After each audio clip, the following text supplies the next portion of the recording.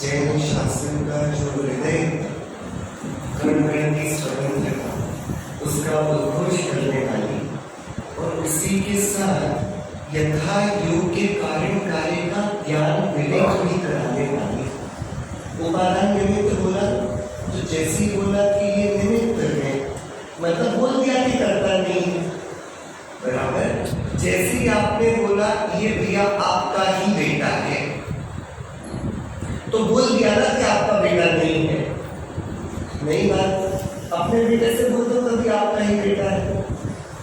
अरे बोल दिया कि जब बताना पड़ जाए कि आपका ही बेटा है, तब वह कथन ही उद्घोष कर रहा है ना कि आपका बेटा नहीं। अब आइए ये देखिए आपकी दुकान। अरे मुझे कोई मेरी दुकान बताएगा क्या? जब मुझे मेरी दुकान बताई जा रही है, मतलब क्या बताया जा रहा है? मेरी दुकान, भैया ये आपका ही घर है। तो हमारा घर है कि नहीं? आपसे आपके घर में कभी किसी ने बोला कि ये आपका घर है? अरे बोला क्या कि जब बोला जा रहा है मतलब है नहीं। तो जैसे ही बोल दिया कि इस कार्य का ये निमित्त है, मतलब ये बोल दिया गया कि इस कार्य को इसने नहीं किया। तो जैसे ही निमित्त शब्द आया, वैसी अकर्ता की गूंज हृदय में गूंजनी चाहिए। इसने किया है मतलब नहीं किया, क्या? क्योंकि जिसने किया है उस पर तो कभी आरोप लगाते नहीं किसने किया है। आप गिर गए तो तुरंत कारण ढूंढने लग जाएंगे, क्या पानी पड़ा था, केले का छिलका था, पत्थर पड़ा था। हाँ, ये सब भूल ही गए कि आप गिरे हो। बराबर कारणों की शोध में जगत ऐसा पागल हो जाता है कि जो निर्दोष है उस पर आरोप आ जाता है और जो दोषी है वो निर्दोष निकल जाता है। बताओ कपट कितना बुरा है? पार्षद भगवान को प्रसन्न कर रहे हैं मुनिराज पर। कपट बुरा है कि नहीं? अरे बोल तो जरा। हाँ, पूरी दुनिया कपट को गाली दिए जा रही। अरे तीर्थंकर देव का संशरण लगेगा तो कपट वही सम्मिलित होगी। दोषी है कि निर्दोष है? कि अरे यदि दोषी है तो फिर भाई साहब महावीर भगवान के सामने क्यों उपसर्ग करने नहीं आया? उसकी तो हॉबी होनी चाहिए ना, तीर्थंकरों को परेशान करके आते हैं। कि किसी के स्वयं के कर्म के उदय के बिना कोई दूसरा उसे क्या कर पाएगा? तो दुनिया तुरंत दोष देखने लग जाती है और यहाँ पर हमारी दृष्टि का ऑपरेशन कर रहे हैं पंडित जी साहब कि नहीं, तीर्थंकर महावीर भगवान की ये देशना नहीं कि कोई किसी का काम करे। तो निमित्त उपादान की स्थिति पर अपन चर्चा कर रहे हैं। निमित्त यानी क्या? संयोग रूप कारण, मतलब जो कार्य नहीं कर रहा है, बस जब कार्य हो रहा है वहां पर उपस्थित है। उसका कार्य में योगदान बस इतना है कि वो उपस्थित है, बस इतना ही योगदान है। जैसे अभी गर्मी पड़ रही है, आप आप लोगों के कारण ही तो पड़ रही है। हाँ, अरे आप लोगों के कारण पड़ रही कि नहीं पड़ रही? कि जहां गर्मी पड़ रही है वहां आप उपस्थित हो, क्या इसका मतलब आपने गर्मी करी है? कि ये तो बड़ा बिन सिर पैर की बात हो जाएगी ना। जो उपस्थित है वही अपराधी है, ये थोड़ी ना कोई न्याय की बात है। तो संयोग रूप कारण कह दिया कि हाँ, ऐसा कहा जा सकता है कि यार आप आए हो इस बार थोड़ी ज्यादा गर्मी पड़ रही है, हर साल नहीं पड़ती।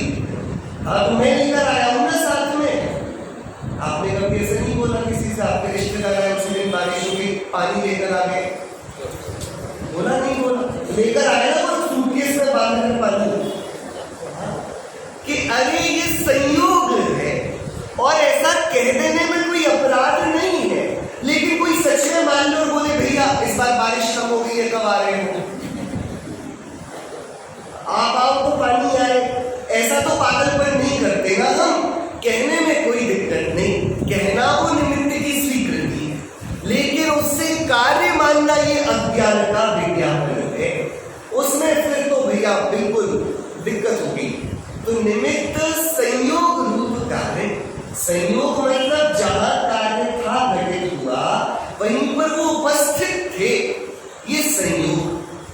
हाँ, जहां पर कार्य हुआ था वहां वो उपस्थित थे। वो तो किसान था सामान्य, वो तो अपने घर से निकला था सुबह खेती करने, उसको उसके खेत पर ही खड़े मुनिराज दिख गए। तो उसने बोला चलो, हमने सोचा था आज वाले खेत पर बीज बोएंगे, हम थोड़े दूर कर ले रहे, आप ध्यान रखो। लेकिन महाराज थोड़ी देर बाद श्रीमती जी आएंगी टिफिन लेकर, आप बस उनको ये बता देना कि हम पीछे वाले खेत पे काम कर रहे हैं। इतना ही तो बोला।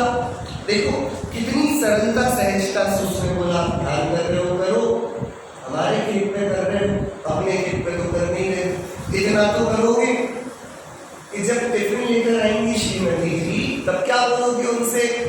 तो यहाँ नहीं वहां काम कर रहे। अब पत्नी आई 11-12 बजे और देखा पतिदेव तो नहीं और एक कोई महाराज ध्यान कर रहे हैं।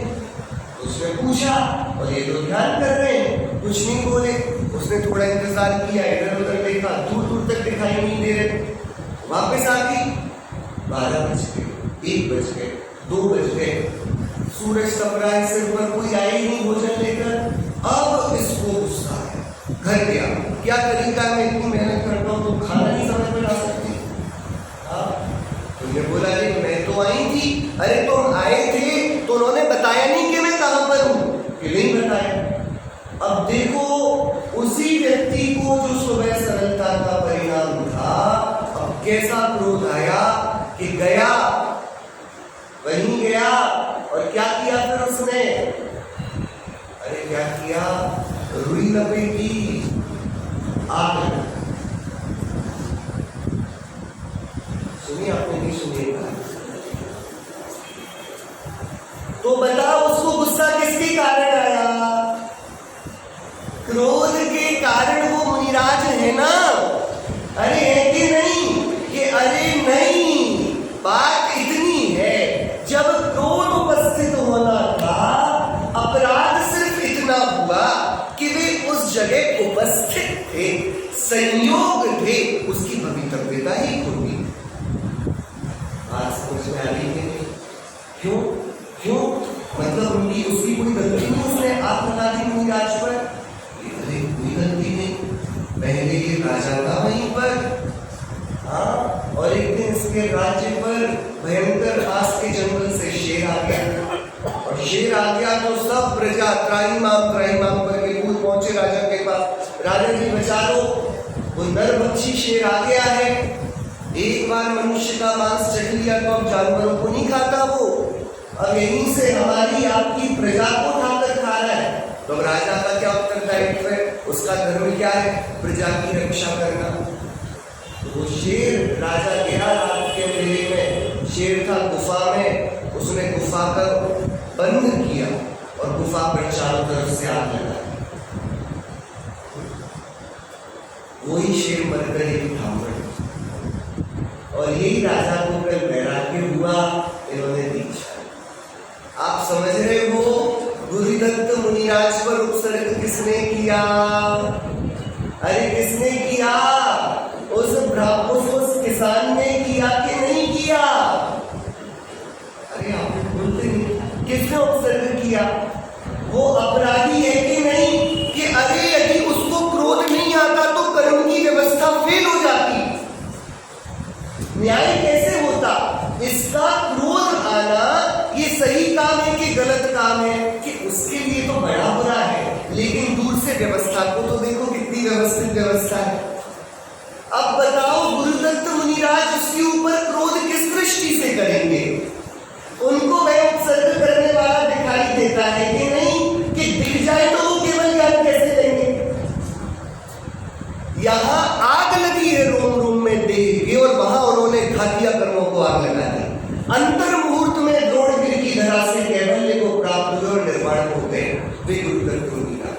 बताओ जब वह किसान उपसर्ग करता है तब गुरुदत्त मुनिराज यही देखते ना कि इसने आग लगा दी, कि अरे नहीं, ये संयोग रूप कारण है, ये कार्य को करता नहीं, इसकी बस उपस्थिति ही इसका अपराध है। ये कहा जा रहा है इसने उपसर्ग किया, ये सिर्फ इसलिए कि वहां उपस्थित है। ये तो मेरे कर्म का उदय आना था ना। अरे हाँ कि नहीं? आपको स्वतंत्रता समझ में आ रही है कि नहीं आ रही है? इसको कहते हैं संयोग रूप कारण। ये है उत्तम क्षमा मुनिराजों की। क्षमा धर्म ऐसा नहीं है कि थोड़ा इमोशनल हो गए महाराज के यहाँ संसार में इतने सारे जीव हैं, मैं सबको क्षमा करता हूँ, बड़े दुखी हैं बेचारे। अरे नहीं, ये इमोशनल क्षमा नहीं है जैन धर्म की, बड़ी वैज्ञानिक, बड़ी तथ्यात्मक क्षमा है। मेरा कोई बुरा करता ही नहीं, मैं किसे दोष रूप देखूं, मैं किससे द्वेष करूं, ये क्षमा। सारा जगत निर्दोष जब दिखता है, जब सभी पूरे स्वभाव से शुद्ध भगवान दिखते हैं, आप समान जान घट घट में धर्म मूल यह वीर। पंडित दयानंद राय जी की पंक्ति। क्या है धर्म का मूल? क्षमा धर्म का भजन है। हाँ, सब सो क्षमा क्षमा कर जीव, सब सो क्षमा क्षमा कर जीव। क्या बोल रहे? अरे भैया सबको क्षमा करो, सबको क्षमा करो। क्यों? कि अरे धर्म ही है, आप समान जान घट घट में, मुझमें और आप में कोई अंतर नहीं। मैं कैसे आपको शत्रु देखूं, कैसे आपको मित्र देखूं?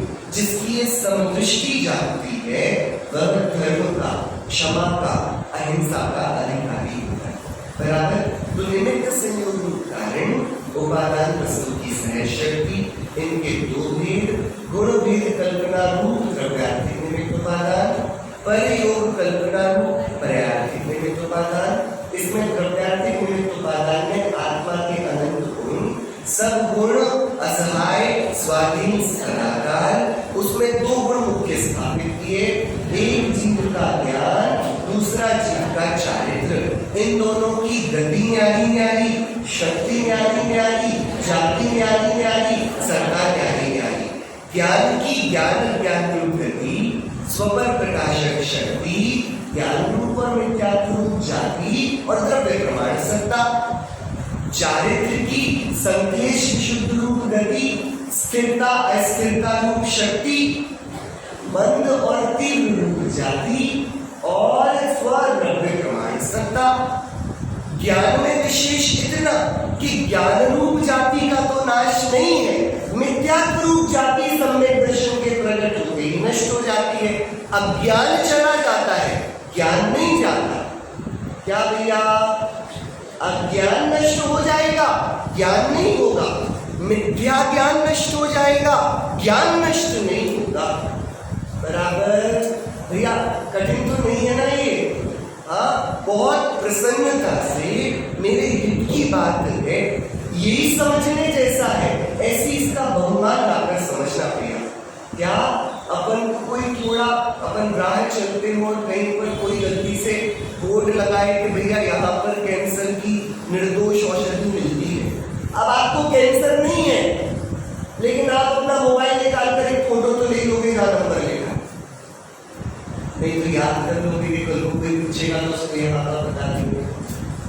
आप जाते हो कहीं पर घूमने के लिए, वहां पर कोई जड़ी बूटियां लेकर अपना एक गमछा बिछाकर बैठ जाता और बोलता है भैया इसको पियो, इससे शुगर लेवल मेंटेन रहेगा। आपको डायबिटीज नहीं है, लेकिन आपका एक बार तो मन कर जाता है कि भैया ले जाओ छाल में, क्या दिक्कत है। फिर आपका अंदर से कुतर्क आता है अशुद्ध दवा से तो अच्छी है। अरे भाई, शुद्ध दवा हो या अशुद्ध दवा तो तभी कार्यकारी है ना जब रोग हो। तुम्हें बिना रोग की दवा चाहिए, फिर शुद्ध दवा लो कि अशुद्ध, गड़बड़ काम है ना। लेकिन वहां हित दिखता है क्योंकि भय है अंदर के, कल को रोगी हो जाओ। देखो, अपना थोड़ा सा अहित कल को सूझता है तो उसका आज उपाय कौन कर लेते कि नहीं कर लेते। आपका एक्सीडेंट नहीं हुआ है, लेकिन आपने एक्सीडेंट का इंश्योरेंस कराया कि नहीं कराया। आपके घर में आग नहीं लगी है, आपने फायर का इंश्योरेंस ले लिया कि नहीं। आपको कोई बीमारी नहीं है, आपने हेल्थ इंश्योरेंस लिया कि नहीं। ये तो तब जब संभावित दुखों की संभावना से आप बचना चाहते हैं। यहां तो नियत दुख है संसार में, जन्म मरण का, जरा का। अरे भैया, उस दुख से बचने की जो भव रोग है, देखो अभी कैंसर का रोग नहीं है, लेकिन भव का रोग है कि नहीं। अरे बोलो, अभी सर्दी नहीं है, लेकिन श्वास तो चल रही है कि नहीं। क्षुधा का रोग है कि नहीं। देखो, जो नहीं है उसके लिए हम डरते हैं, भैया तेल कम लेना, हमें कोलेस्ट्रॉल हो जाएगा, है क्या? नहीं है। जो रोग नहीं है उसके बचाने के उपाय करे जा रहे हैं, और जो है उसकी कोई दवाई लेने कोई तैयार नहीं। भूख लगती भैया दिन में 3 बार, अरे नहीं लगे तो फिर गड़बड़ है, डॉक्टर को दिखाना पड़ेगा।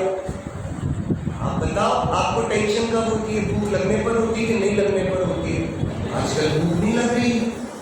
हाँ, टेंशन कब होती है? जब आपका पेट साफ रहता है तब कि यार निहार ही नहीं हो रहा है। आप समझना, पूजन में जाके बोलेंगे क्षुधा रोग विनाशनाय नैवेद्यम निर्वपामीति स्वाहा, और जिस दिन भूख नहीं लग रही उस दिन लगता है डॉक्टर से मिल लिया जाए। अरे आपने ही तो बोला था ना भूख ना लगे। झूठ बोला था भगवान से। जो रोग है वो रोग नहीं दिखते, वो तो स्वास्थ्य दिखता है। मेरी भूख बढ़िया है, समय पर भोजन होता है। और जो रोग ही नहीं, गरीबी, कुरूपता, ये कोई कमियां हैं आत्मा की। अरे मेरे गले में मैं 2 किलो का हार नहीं लटका पा रहा, ये तो मेरी सौभाग्य है भैया।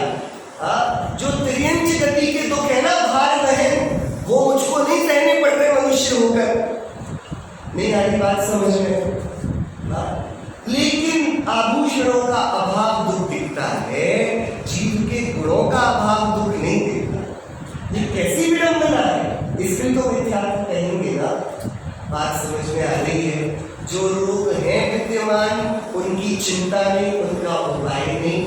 जो लोग संभावित हैं, अभी हुए नहीं है, आजू बाजू आस पड़ोस में हुए, तो उनके लिए हम पहले सजग हो गए। देखो बहुत मीठा खाते थे, ये हो गया, हम नहीं खाएंगे आज से। उससे देखकर ये समझ लिए, पर भगवान को देखकर कुछ नहीं जागृति मिली। रोग ही ज्यादा बड़ा हो गया उपदेश देने वाला भगवान से। आपको बात समझ में आ रही है कि नहीं? ये दवा है, इसको बिल्कुल समझकर इसका फोटो खींचना भी अपन को अपनी स्मृति पटल पर, और फिर इसकी भावना, इसका अभ्यास, ये बराबर समय से लेने वाली दवा है। आपको डायबिटीज की गोली, ब्लड प्रेशर की दवा तो सुबह शाम लेनी पड़ेगी, लेकिन ये वाली दवा प्रति समय लेनी पड़ेगी। वेद विज्ञान की धारा प्रति समय चले, ऐसी बात चलती तो जीव द्रव्य की ज्ञान रूप स्वभाव का तो अभाव नहीं है। मिथ्यात्व क्योंकि जीव का नहीं, विकार है, आता जाता है। इसका अभाव किया जा सकता है, तभी तो पता पड़ा स्वभाव नहीं है, इसलिए ये वाली जाति चली जाए। ऐसे ही देखो चारित्र में भी एक विशेष बात, परंतु एक जाति में विशेष इतना कि मंदता की स्थिति 14वें गुणस्थान पर्यंत चारित्र मंद है ना, कर्म के निमित्त से कहा गया कथन, और स्वभाव की पूर्ण सामर्थ्य के प्रकट न होने पर कहा गया कथन। तो चारित्र कब शुद्ध होगा, किसके शुद्ध होगा, कि गुणस्थानातीत सिद्धों के शुद्ध होगा।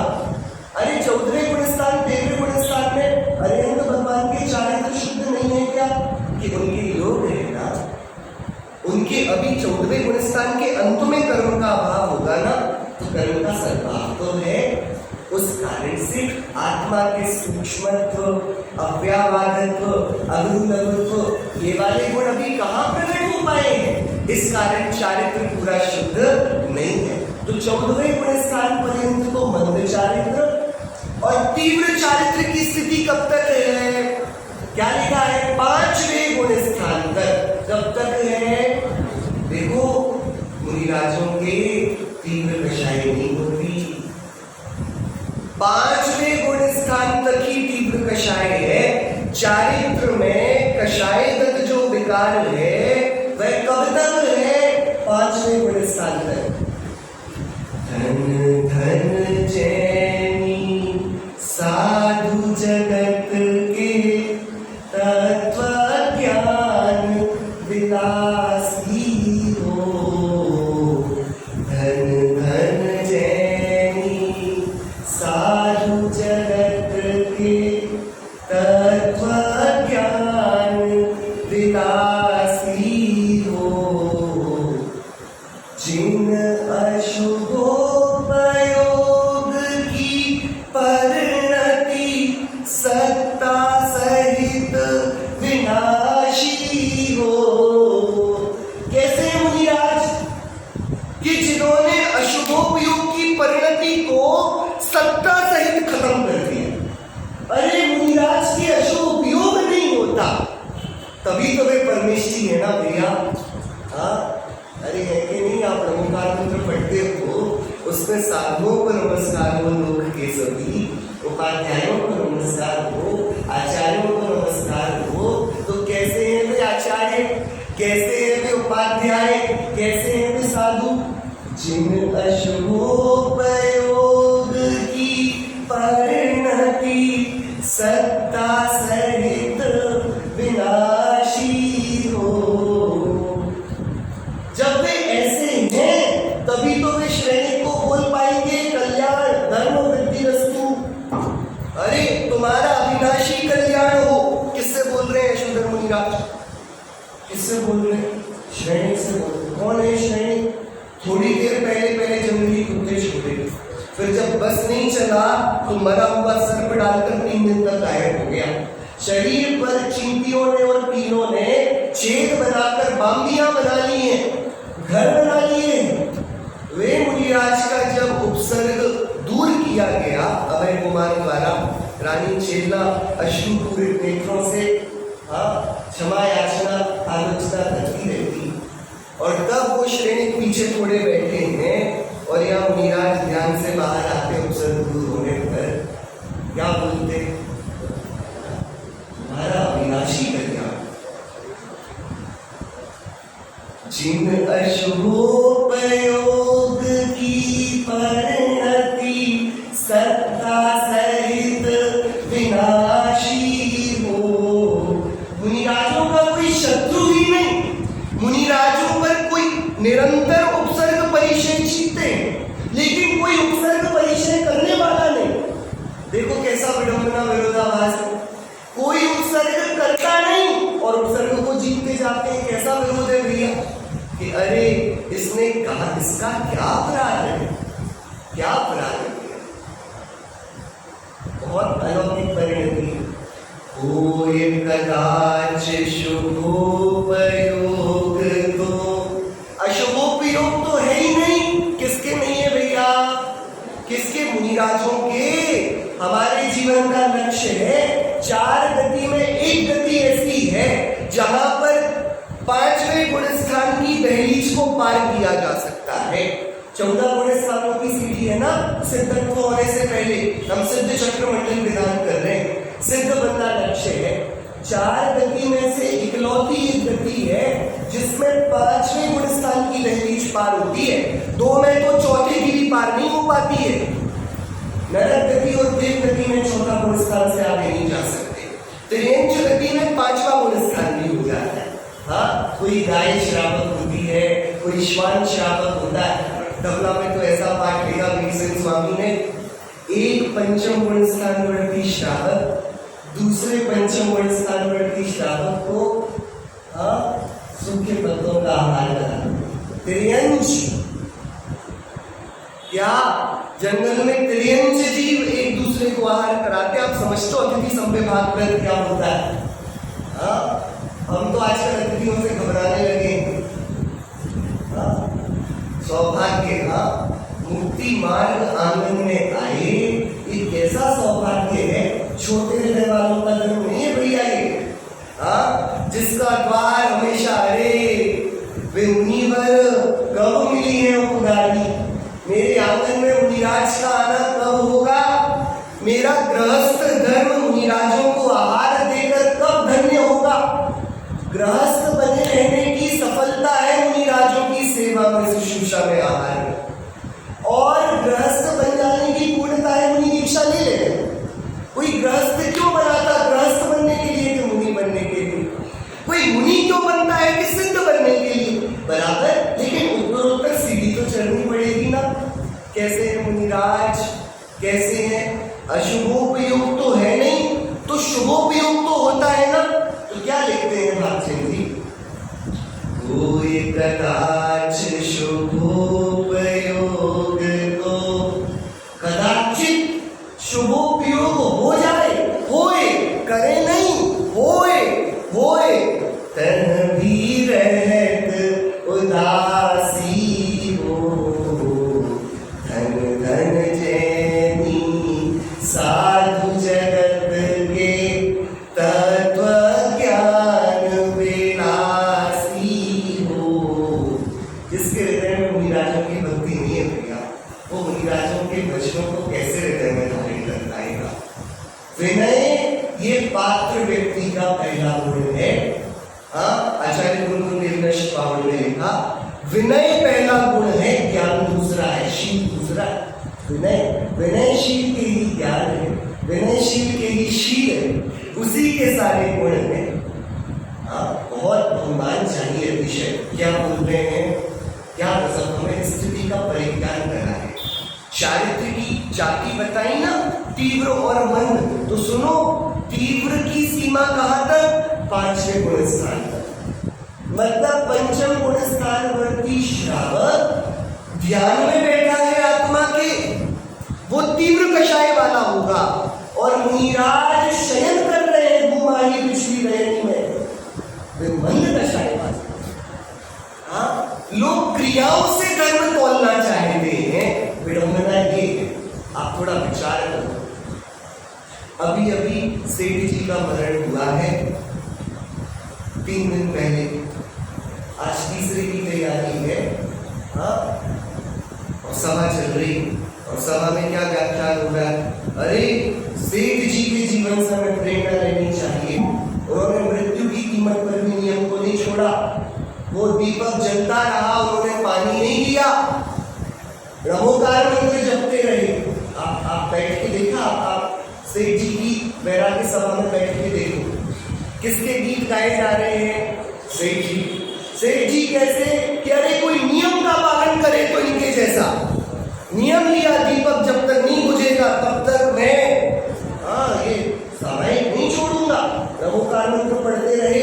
इतना सुंदर मरण किसी का होता है क्या? हमारा भी ऐसा मरण हो, यही बोला जा रहा है। आपको सुनाई दे रहा है, नहीं सुनाई दे रहा है वैराग्य सभा में? आप सेठ जी को जाके देखो कहाँ बैठे कि वो भी पीछे कुएं से झांक कर देख रहे अपनी वैराग्य सभा। मेंढक बने उस कुएं में कि दुनिया जैसे धर्म को देखती है, धर्म ऐसा नहीं होता भैया। अब जाओ उस मेंढक की शोक सभा में, अरे रे कैसा पापी होगा, हाथी के पैर के नीचे आकर मरा, उसकी तो अकाल मृत्यु हो गई, अकाल मरण हुआ, बेचारा पापी कहाँ गया होगा। बैठो मेंढक की शोक सभा में, बताओ कहाँ गया मेंढक? राजा श्रेणी से पहले तीर्थंकर महावीर के समक्ष शरण पे खड़ा है कि नहीं? अरे बोलो, अब बताओ कौन पाप के उदय में मरा और कौन पुण्य के उदय में? कौन किसकी शुभ मृत्यु है, किसकी अशुभ मृत्यु? कि अरे ये चश्मा उतार के फोड़ दो, जीवों को उदय से देखना बंद करो, धर्म दिखाई नहीं देती, जो दिखता है वो कर्म का उदय रंगीन है, उद्गल है, किसी की क्रिया से धर्म नहीं होता। ये गुरुदेव को अवतार किया। अपन कहाँ हिम्मत लाए की बातें बोलेंगे क्या? ये कोई ने कपूल कल्पित कहानी तो नहीं बनाई, आगम ग्रंथों में कहानी है। एक सेठ सामायिक करता हुआ मरा, प्रतिज्ञा नहीं तोड़ी तो भी मेंढक बना। क्यों? पुण्य कर्म काम नहीं करता है दुनिया में, ये करता है भैया, लेकिन पुण्य भी विशुद्ध परिणाम आती है ना। तुम नमोकार मंत्र बोलो और संक्लेश परिणाम करो, तुम खुद को जैनी बोलो और गरीब का खून पीते रहो, अन्याय से काम करो, नीति से काम करो, तो काहे के जैनी हो? जैन धर्म ये परिणाम की विशुद्धि का धर्म है। यहाँ भगवान का अभिषेक नहीं होता है, परिणति का प्रक्षालन होता है। हम तो उससे भगवान का अभिषेक नहीं हुआ मंदिर में तो छोड़ नहीं पाए। भैया भगवान का अभिषेक करोगे तो जो स्वयं अष्टकर्म से रहित हुए, जिनके जैसा प्रांजल पुनीत इस वसुधा में कोई नहीं, उनको तुम राग द्वेष से मलिन तुम उनको साफ करोगे? बोलो भैया, भगवान का अभिषेक किया कि नहीं किया आपने? कि नहीं भैया, हम स्वार्थी, हम भगवान के बहाने अपनी परिणति का प्रक्षालन करते हैं। भगवान का अभिषेक भगवान को शुद्ध करने के लिए थोड़ी है, वे तो शुद्ध है, उनमें क्या मलिनता है? लेकिन भगवान, मैंने सुना है सत्संगति का महात्म्य, और आपकी वितरागता मुझे इतने निकट लेकर आ गई है, मुझे छूकर भी तृप्ति नहीं है, मुझे आप जैसा बन जाना है। अपनी परिणति की पवित्रता के लिए हम सकल धर्म का उद्यम करते हैं, लेकिन ये बात रह जाती है बस कि हम शीशी को बाहर बाहर से चमकाते रहते हैं और अंदर से धोते ही नहीं।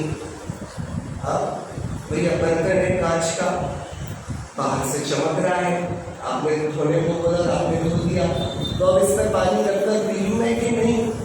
सुनो भैया, बाहर से कितना भी सुंदर हो, धोगे तो अंदर से धोना पड़ेगा, तो उसका धुलना कहलाएगा।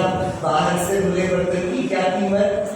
ऐसे बाहर से कितने व्रत नियम संयम, क्या आकार, क्या रूप, क्या वस्त्र, क्या वस्त्र, जिनागम इसको धर्म नहीं, ये नैमित्तिक है धर्म के।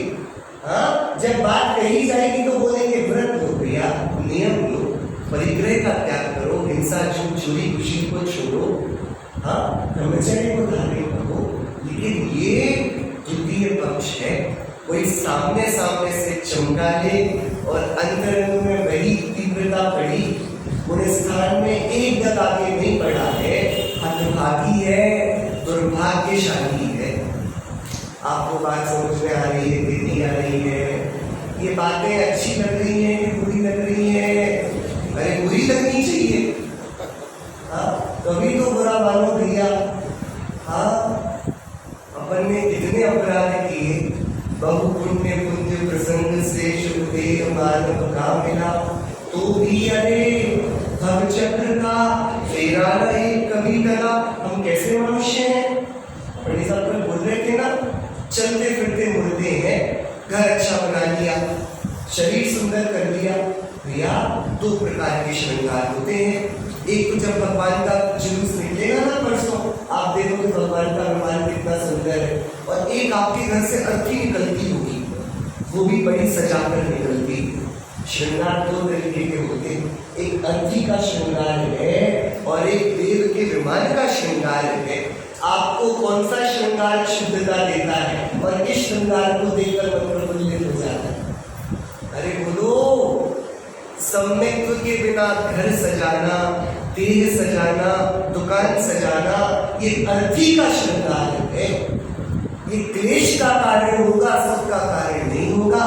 और सम्यक्त्व सहित कुछ ना सुधारा जाए, हाँ, कुछ ना रखा जाए श्रृंगार के नाम पर, तो भी देखो मुनिराजों की सौम्य छवि एक बार देख लो तो नजर नहीं हटती कि बाहर का श्रृंगार बिल्कुल ना हो।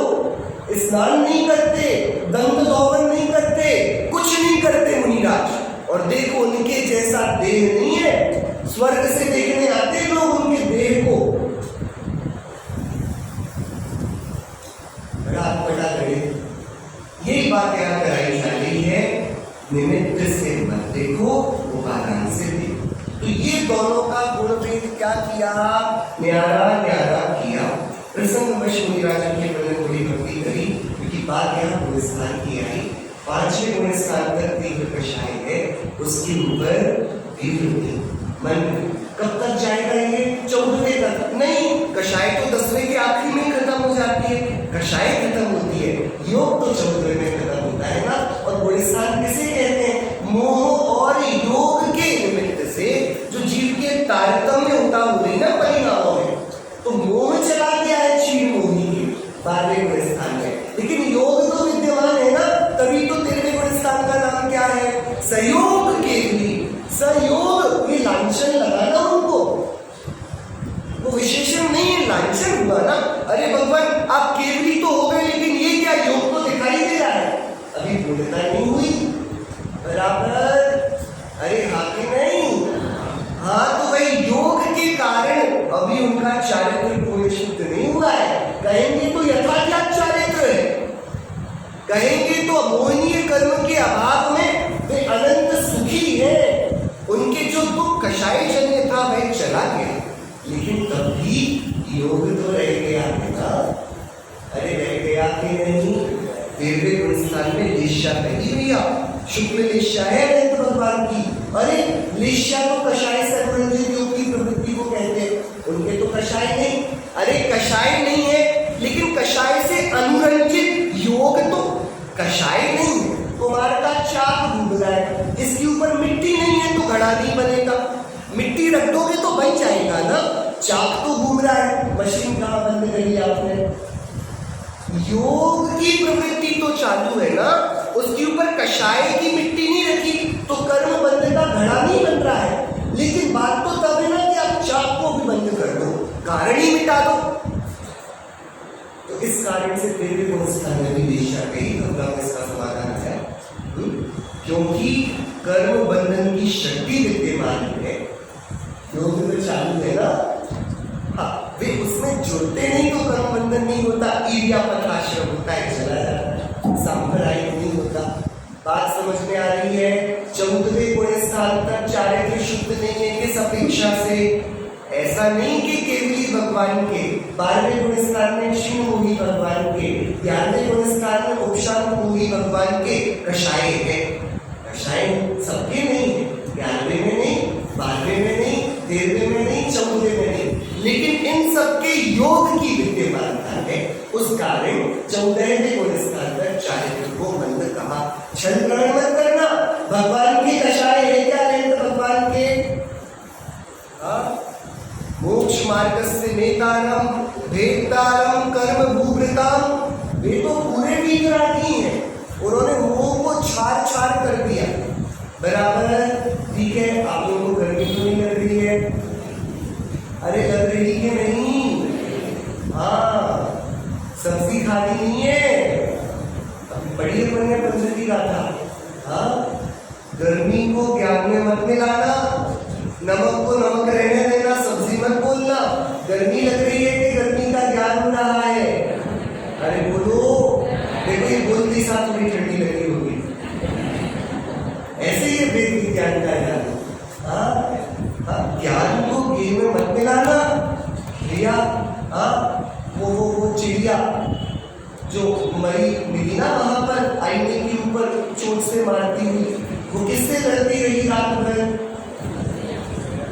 कि अरे जहां चिड़िया नहीं थी वहां चिड़िया दिखने लगे, जहां गर्मी नहीं वहां गर्मी दिखने लगे तो हम घबरा जाते।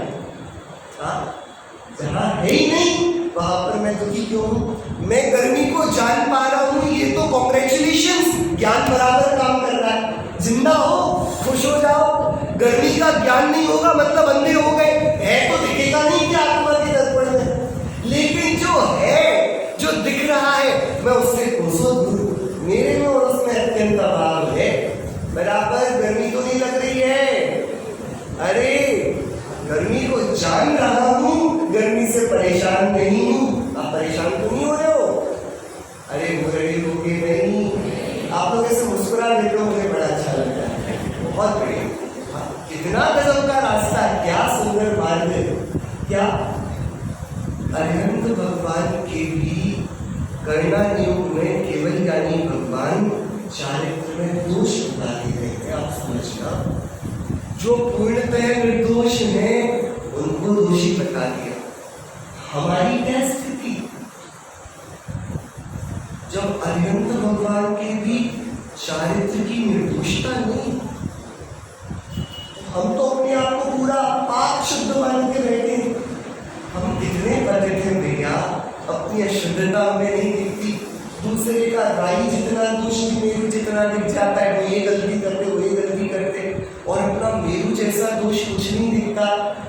ये तो गलत बात है। मतलब हमारे अंदर भी उपग्रहण नहीं आया। उपग्रहण यानी उपग्रहण, दूसरे के दोष नहीं दिखे और अपने दोष जगत को विज्ञापित करे, अरे भैया मेरे दोष है, मेरा स्थितिकरण करना, मुझे सही कर देना। जिसको अपने छोटे से दोष मेरू जैसे दिखते हैं, क्योंकि देखो आप बताओ, आप अपने रोग को डॉक्टर से कितने दिन छुपाओगे कि आप बीमार नहीं पड़ोगे? कि यदि रोग हो जाएगा तो जितने जल्दी उसको डॉक्टर को बता दोगे उतना अच्छा है। जितने दिनों तक छुपाओगे वो रोग उतना फैल जाएगा। ऐसे ही दोषों की निवृत्ति का उपाय दोषों की आलोचना है। मुनिराज क्या करते हैं? आचार्य के पास जाते हैं आहार करने के बाद और अपने समस्त दोषों का वैसा बखान करते हैं। देखो तो शिवसागर मुनिराज कितना गजब का काम किया। उनके गुरु को और उनके संगस्थ साधु भगवानों को उन्होंने बोला एक बैल और जा रहा है। बलि ऐसा बोल गया राजा के सामने। बोला भैया आपने बैल कहा मेरे गुरुओं को, कोई बात नहीं, हम हैं या नहीं ये तो बाद में देखेंगे, लेकिन आपके पूर्व की कथा मैं बता देता हूँ। उनने बता दिया कि वो बैल तो उसकी हड्डी वहां पड़ी है, जाके देख लो। उसने जाके देखा, सही में दिख गई। उन्होंने अपने संघ की कीर्ति की स्थापना करी बाद से। देखो बैज ऑफ ऑनर है ना ये, तो भैया महाराज वो अपन को बुरा कह रहे थे, हम बाद में जीत कर आए, लेकिन देखो कितनी विनय है। श्रुत सागर नाम है, नाम आचार्य ने दिया है, कंपनाचार्य ने, उनके प्रियतम शिष्य हैं। आचार्य पक्षपात नहीं करते, लेकिन किसी के ज्ञान की वृद्धि होती है, किसी का तप विशेष होता है, तो उनके श्रुत की बहुत लब्धि थी। तो आचार्य ने बोला, गए और बोले आचार्य आहार निर्दोष हुआ, लेकिन एक अपराध है।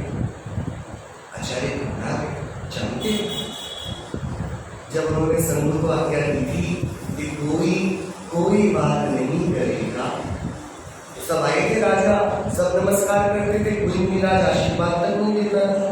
तब उन्होंने बोला था ना ये सब मौन है, मतलब अज्ञानी हो गए, इसलिए बोलने से डर रहे हैं। फिर इनसे बोला एक बार, महाराज मेरे से आपका अपमान न सहा गया, और उन्होंने वहां बात किया तो उसकी अपराध की स्वीकार्यता। अब बताओ आचार्य इतने कठोर अनुशासन में। आदरणीय दादाजी ने तो आप कुछ भी कहो में किताब उसमें गजब की बात लिखी। शिवसागर मुनिराज को लेना इसलिए उनकी गलती, उन्होंने स्वयं ही बोला मैं उसी स्थान पर जाकर ध्यान करूंगा जिससे संघ पर कोई आपत्ति न आए। बहुत गजब का शासन है। दोषों से छूटने का उपाय दोषों का स्वीकार है। क्या है दोषों से छूटने का क्या उपाय है? मुझे आवाज नहीं आ रही है। दोषों के छूटने का उपाय क्या है? इसलिए कितनी सुंदर पद्धतियां हैं। कसम मतलब मैं क्या बोलूं, सौगंध है इस बात की भैया, अपन का सौभाग्य जितना उतना किसी का नहीं। क्या सुंदर पद्धतियां। अष्टमी चतुर्दशी आती है, हमारे घर में दादी लोग, माताएं, पिताजी सब बैठकर आलोचना पाठ पढ़ते हैं, सब बैठकर प्रतिक्रमण करते कि नहीं? आपने पढ़ा कि नहीं? सुनिए जिन अर्ज हमारी, हम दोष किए अति भारी, दिन की अपने प्रति राजा, तुम शरण लाई जिन राजा। भगवान क्या सारे दोषों को हर लेंगे? कि अरे दोषों के हरण की यही विधि है, अपने दोषों को कह दो तो नष्ट हो जाते हैं। बताओ इससे सरल क्या दवा होगी? कितना ही जघन्य अपराध हो उसकी स्वीकृति। ओहो, यही प्रत्याख्यान, प्रतिक्रमण, आलोचना है कर्म से विमुक्ति की। आप समझ रहे हो भैया? हाँ, तो हमारा दोष बहुत है। जब 14वें गुणस्थान के आखिरी में चारित्र गुण प्रकट होता है, तो हमने यदि सम्यक को भी अंगीकार नहीं किया, हम महादोषी हैं। हम ऐसे निश्चिंत स्वच्छंदी होकर अपना जीवन खराब नहीं कर सकते। बहुत मुश्किल से ये अवसर मिला है, ये भव खाली ना जाए, ना जाए, ना जाए। टूटेगा एक क्षण में जीवन का ये दो स्वप्न, टूटेगा एक क्षण में जीवन का ये दो स्वप्न, छूटेगा देख कण कण बिखरेगा अंग अंग, छूटेगा देख कण कण बिखरेगा अंग अंग। कुछ भरोसा नहीं, अगला वक्त क्या होगा कोई भरोसा नहीं। वो मेंढक तो फिर भी भाग्यशाली था। हाँ, उसको पूर्व का स्मरण, वहां तीर्थंकर महावीर का समोशरण आया। हमारी क्या दशा होगी? मरण के उपरांत जो जीवन होगा, वहां कुंदकुंद देव के वचन मिलेंगे कि नहीं मिलेंगे? अरे बोलो, कुछ पता नहीं। कल पर मत टालना इस बात को। आज मिलते हैं तो आज ही युक्ति के अवलंबन से, गुरु की आज्ञा से, आगम के सेवन से इसको स्वानुभव प्रमाण करना ये हमारा कर्तव्य है। कल पर इस बात को मत टालना, टालने वाला टल जाएगा। अनंत काल के लिए निगोद में इंद्रियों का ज्ञान भी नहीं बचेगा। अतीन्द्रिय ज्ञान तो जाए, ना कान होंगे, ना आंख होगी, ना नासिका होगी, ना जिह्वा होगी, कुछ ना बचेगा। आप तो जाओ, कोई दूसरा जीव मानने को तैयार नहीं होगा। आप बोल के देखो अपने दोस्तों से, पानी जीव है, हंसेंगे आप पर। अग्नि जीव है, कोई मानेगा आपका मित्र? भैया पत्थर जीव है, चट्टान जीव है, पहाड़ जीव है, नदी जीव है, लोग हंसेंगे। ये कौन सा जीव जिसके सिद्धों जैसा वैभव है, उसकी क्या दुर्दशा है कि आज उसको कोई जीव मानने को तैयार नहीं। समझना, हम सोचते हैं बेचारा कीड़ा छोटा सा, अरे कीड़ा नहीं, वो कीड़ा दिखता है तो वो आदर मिल गया उसको। कीड़े को भी जीव रूप में स्वीकृति का आदर तो है। आपको चींटी दिखती तो आप रास्ता बदल लेते हो कि नहीं बदल लेते हो? आप चींटी का आदर करते हो कि नहीं? अरे करते हो कि नहीं? मुझे आवाज नहीं आई। करते हो ना?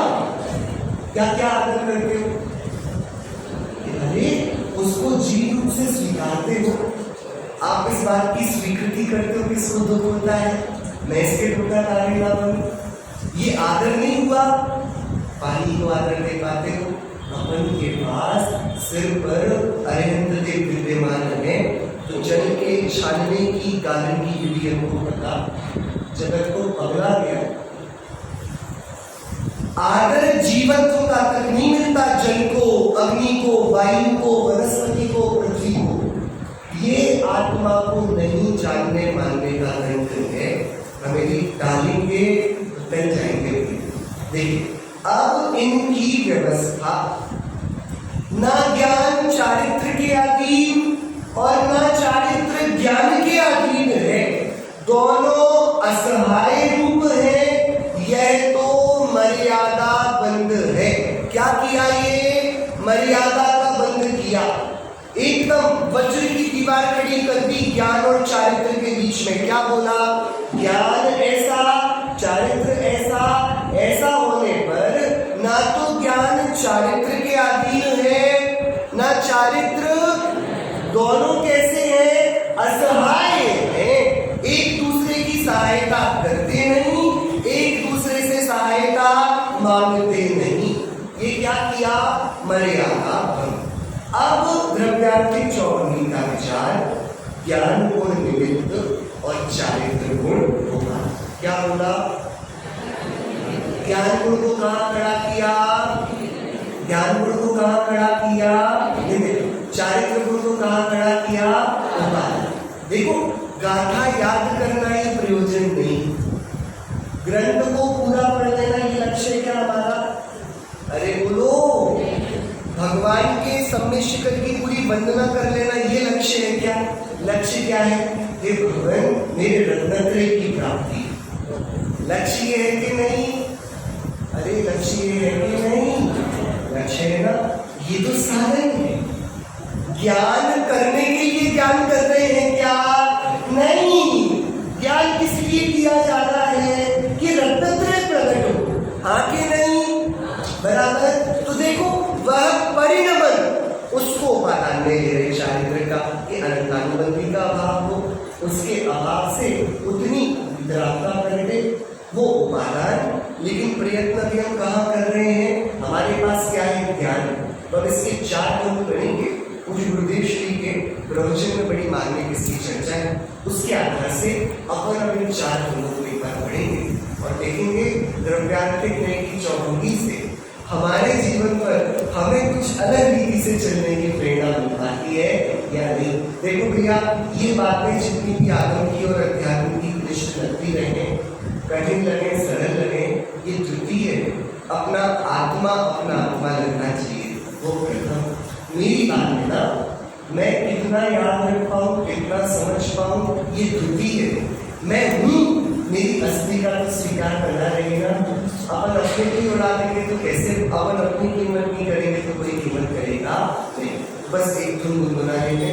आत्म में रूप यार, आत्म में रूप, आत्म में रूप यार, आत्म में रूप, देखा हमने निहार और कुछ न भूल, देखा हमने निहार और कुछ न भूल। आत्म में रूप यार, आत्म में रूप, आत्म में रूप यार, आत्म में रूप, देखा हमने निहार और कुछ न भूल, देखा हमने निहार और कुछ न भूल। ऐसे चैतन्य देव हमारी परिणति में हमेशा आदर पाते रहे। हम वितरागी भगवान के विशुद्ध तत्व ज्ञान को आदर सहित अपनी प्रखर प्रज्ञा में स्थान दें और अपने जीवन को सौंदर्य से भरने में सीखें। बाहर की दृष्टि छोड़कर अपनी अंतर की ही दृष्टि करना। एक आत्मा ही परम उपादेय होए, अन्य कुछ भी उपादेय न हो। बाहर की सर्व व्यवस्था मिले तो मिले, न मिले तो न मिले, पर मेरा आत्मा ही पूर्ण रूप से सर्वस्व अपने में ही न्यौछावर होना, यही वास्तव में पूरे ग्रंथ का सार है, यही उपादान निमित्त है।